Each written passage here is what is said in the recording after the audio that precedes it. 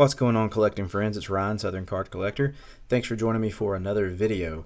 We're going to cover a few different things in this video, but the first thing we're going to talk about are these beautiful cards that you see in front of you from the new Topps Pristine set.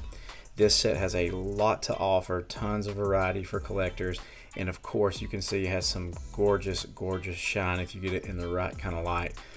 Just recently finished a product review with my friends over at the Essential Credentials, so you can go over and check that out. Spent some time with Matt and Tyler breaking down the product, kind of giving our opinion on it. Overall, we really enjoyed the product, so go over there and check that out, get some more details. I'll link that video down in the description below. But this set packs some beautiful refractors, and as you can see, the Pristines themselves that are encased cards just have this beautiful shine to them, and it's all about getting the lighting correct. But you can see the gold, blue, pink, and just the pristine refractor itself with Freddie Freeman. And on the far right, you have an autographed example of those. It's got some nice refractor shine in the background.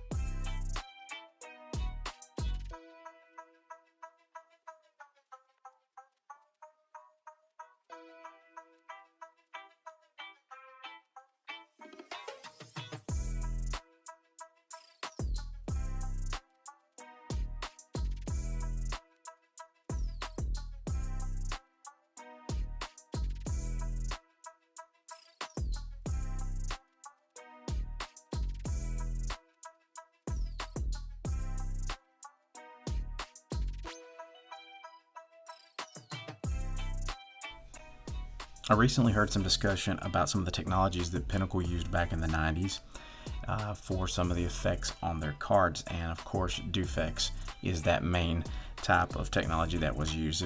It's a type of foil that goes on top of the surface of the cards, and you can get some different kind of effects from that. Dufex had been around a long time and used in Great Britain for a very long time. So Panini decided when they brought back the Pinnacle brand back in 2013 to try to bring that look back. And I'd have to say they didn't do it justice at all. It's very bland, very just kind of silver, but you can see it just kind of looks like a foil overlay on top of the card. So this is the Bryce Harper Team Pinnacle card. So only one side is the Dufex look. It's a very thin look to it, and on the back side it's just a regular card. Looks like the regular card with Mike Trout. So Team Pinnacle, Trout, and Harper. But you can see that technology is there. And I'm not sure if this was something that still had to be done across the pond, or if this is something that was done in the States. The original looked like this. So here is from 96 Select, the En Fuego Barry Bonds. You can kind of see how that foil is laid into the set. You can get it in the right light. You can see the San Francisco shine differently than the rest of the card, but this card is really awesome in different angles of the light.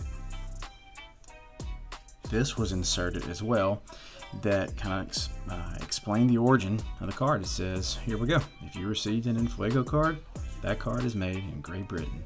So this was packed in the package along with the card. So many of you that are familiar with the set know you've seen these before. An early example of Pinnacle using Dufex technology in one of their sets is from 1993 Score Home Run Club. This was a 48 card set that was limited to 200,000 sets, and Pinnacle utilized the Dufex technology on the packaging itself. You can see here, packaging is a little bit rough, this set is. But you can see Cecil Fielder on the front, and they even included the fact that these are Dufex cards from 1993. Thought it was also interesting, they also included it was printed in the UK. So So there's the checklist, and then it comes in this nice box here.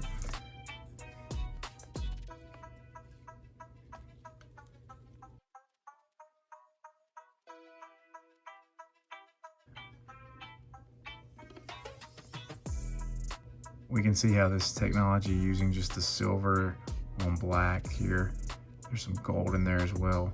But you can see how much the older technology just looks more superior to the newer look from the 2013 cards.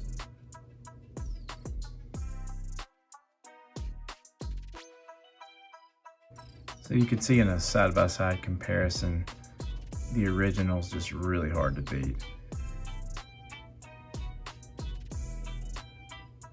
So in 1997, Pinnacle released a product called Pinnacle Express, and one of the major draws in there was the Swing for the Fences game. And so you had the Swing for the Fences, and then you had the Upgrade Gold parallels.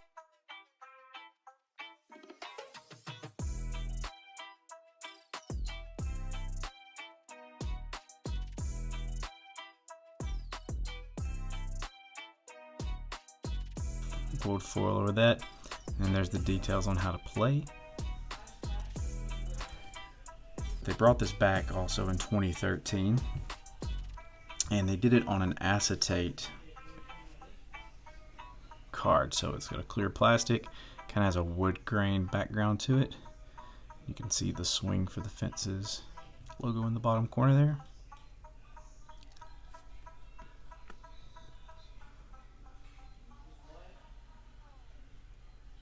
So 2013, Panini Pinnacle Baseball. So there you go, a couple of Swing for the Fences, a then and a now. Another callback to the 90s and early 2000s are the Stadium Club Triumvirate cards, the die cut cards. So here is a sample of the 2000 Craig Biggio. As you can see, this one is an acetate, though there were some that were not acetate. So you can see that this is a die cut card. And in 2014, Topps brought back the Stadium Club set, but in 2013, there was a Stadium Club insert in Archives. This is a callback to that set. It's a beautiful looking card. You have Frank Thomas. And I opened a fair amount of this in 2013 and was fortunate enough to pull the Frank Thomas, and also was able to pull a Mike Trout as well.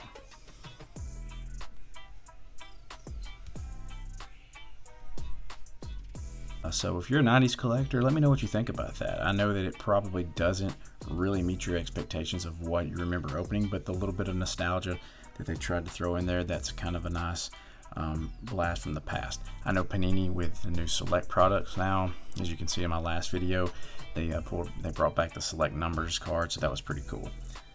A lot of 90s collectors have their favorite looking set of the 90s. I know a lot of us chase inserts and low number parallels, but there's always that one set that we just love the look of, and one of those sets for me was from 96, and that was Pinnacle Zenith. I just loved the dark background, that gold look to it, and opened a box of that as well, and was able to pull Bob Abreu Artist Proof from that box. But just love the look of this set. So this is one of my favorite sets from the 90s. Thanks for hanging with me through the video. Take some time to check out Topps Pristine if you love refractors. And remember, not all card sets are new under the sun. Next time we're together, we'll dig through a few of these binders and see what's hiding inside. And remember, if you collect, do it for the love of the hobby. See ya.